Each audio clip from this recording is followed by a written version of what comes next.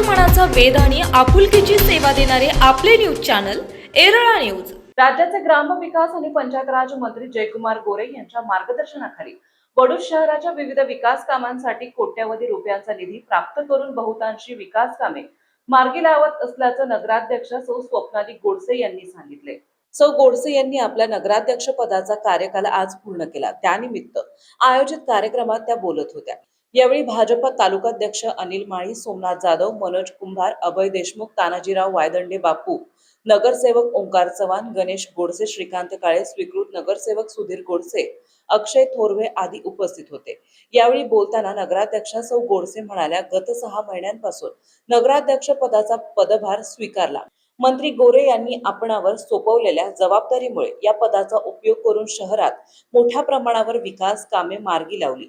काम करीत असताना नगरसेवक नगरसेविकांनी मोलाची साथ दिली, त्यामुळे एकोप्याने काम करता आले। आपणास मिळालेल्या 6 महिन्याच्या नगराध्यक्ष पदाच्या काळात जिल्हा नियोजन समितीमधून 3.75 कोटी निधी मिळाला। त्यातून विविध प्रभागात रस्ते, गटार आणि लाईटची कामे प्रगतीपथावर आहेत। वैशिष्ट्यपूर्ण योजनेतून एकूण 4.10 कोटी, त्यातले कामे खालीलप्रमाणे: नमो गार्डन 10 कोटी, हुतात्मा स्मारक दुरुस्ती आणि सुशोभीकरण 50 लाख, प्रभाग 1 मध्ये गार्डन करणे 75 लाख, प्रभाग 14 मध्ये व्हॉलीबॉल कोर्ट तयार करणे 50 लाख, वडूज नगरपंचायत हद्दीत सुसज्ज टॉयलेट 25 लाख, एरळा नदी सुशोभीकरण आणि स्वच्छतासाठी 25 लाख, वडूज नगरपंचायत इमारतीसाठी 6.5 कोटी आणि सध्या इमारतीचा प्रस्ताव प्रशासकीय मान्यतासाठी सादर केला आहे। आचारसंहिता झाल्यावर इमारतीचे काम सुरू होईल। वडूज नगरपंचायतसाठी विकास आराखडा तयार करण्याचे काम प्रगतीपथावर आहे। त्यात आतापर्यंत 1.12 कोटी रुपये निधी मंजूर झाला असल्याचं त्यांनी सांगितलंय। मंत्री गोरे यांनी आपणास 6 महिन्यांसाठी नगराध्यक्ष पदाची संधी दिली। आपणास दिलेल्या कार्यकाळ पूर्ण झाला असून त्यांना दिलेल्या शब्दाप्रमाणे आपण आपल्या नगराध्यक्ष पदाचा राजीनामा देणार आहोत। तसेच पुन्हा संधी दिल्यास जनतेची सेवा करण्यास आपण प्राधान्य देऊ, असे त्या म्हणाल्या। प्रसाद जगदाळे यांनी स्वागत आणि आभार मानले। झालं तर मी 6 महिन्यापुरतं फक्त मी सांगणार नाहीये, कारण जयाभाऊनी एवढं आमच्यासाठी केलेलं आहे की ही 6 महिन्याच्या पण पलीकडे खूप काही केलेलं आहे। त्यामुळे जेव्हा मी नगरसेविका म्हणून निवडून आली, त्याच्यानंतर 2-2.5 वर्ष बऱ्यापैकी जरा खराब काळ गेला।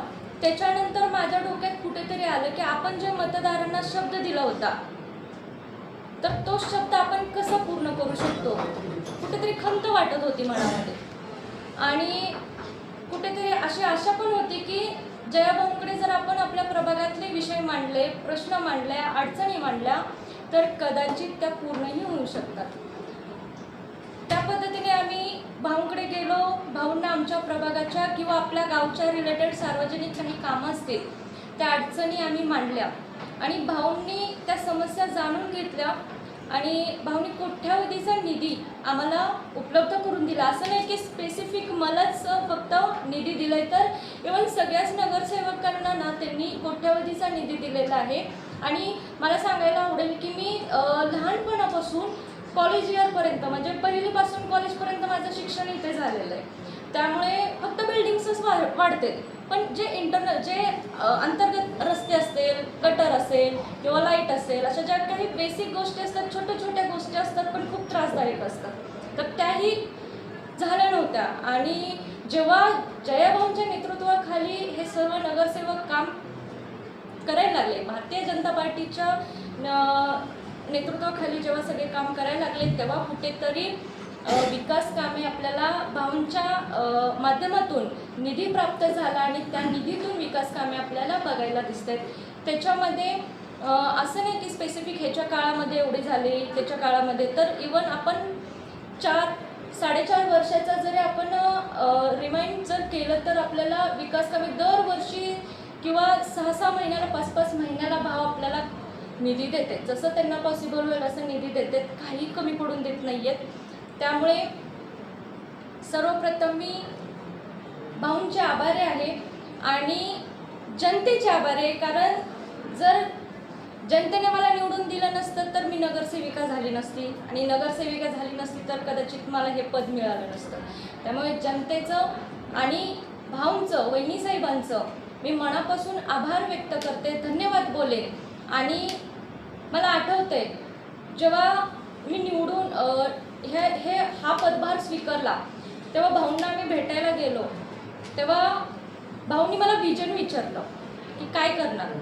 तेव्हा मी म्हटलं माझी खूप इच्छा आहे, मला कालावधी तसा खूप कमी आहे, परंतु त्या कमी कालावधीमध्ये सुद्धा मला जेवढं करण्याचा प्रयत्न करता येईल तेवढा करेन, फक्त तुमचा सपोर्ट असू द्या.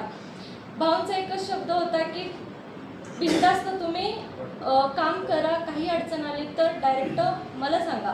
त्या पद्धतीने कुठलेही अडचणी असतील, अडीअडचणी असतील तर ते भाऊंपर्यंत पोहोचवण्याचं काम केलेलं आहे. म्हणजे इवन मीच नाही तर सगळ्याच नगरसेवकांनी, नगराध्यक्षांनी ते काम केलेलं आहे. भाऊंनी कोणालाच डावललेलं नाही, सर्वांना समान असं वागणूक देऊन सर्वांना समान असा न्याय दिलेला आहे.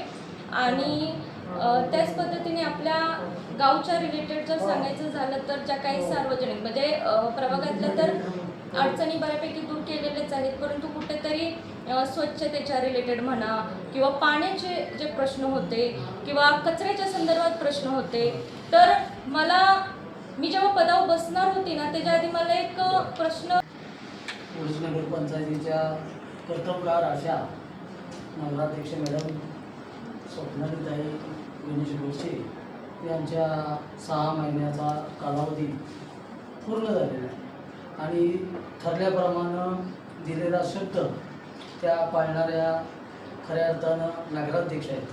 आणि त्यांनी जसं जयकुमार गोरेभाऊ हे ग्रामविकास मंत्री झाल्यापासून या महाराष्ट्राचे त्यांनी धडाक्यानं जसा विकास करायचं ठरवलं आणि त्या पद्धतीनं त्यांच्या कृपाशीर्वादानं जयाभाऊंनी या वडूज नगरीला वेगळ्या पद्धतीनं एक 6 महिन्याचा एक सामान्य कार्यकर्त्याला न्याय देण्याची भूमिका जयाभाऊंनी घेतली आणि त्या धर्तीवर स्वप्नालीताईंना संधी मिळाली आणि त्यांनी त्यांच्या कारकिर्दीमध्ये सुंदर असं काम वडूज बऱ्यापैकी डेव्हलप करण्याचं स्वप्न जे त्यांनी पाहिलं होतं ते 99% पूर्ण झाले आहे. आणि जे राहिलेलं 5% आहे ते आम्हाला संधी मिळाली तर आम्ही ती 5% पूर्ण करू. 1% 5% काय राहिलेले आहे तेवढं ती पूर्ण करू. बऱ्यापैकी आज खरं म्हणजे राजकारणामध्ये संधी येते, संधीचं फक्त सोनं करायचं असतं. त्या सोन्यासारखं ही लोक जनता जी मिळालेली आहे त्यांची सेवा करण्याचं लाभ म्हणजे भाग्य आपल्याला मिळालं आणि ती तुम्ही सोनं करून दाखवलं. खऱ्या अर्थानं तुमची जिद्द चिकाटी. आणि मी बघितलं की नगरपंचायतीमध्ये आल्यानंतर कर्मचाऱ्यांशी असणारा संवाद, आपल्या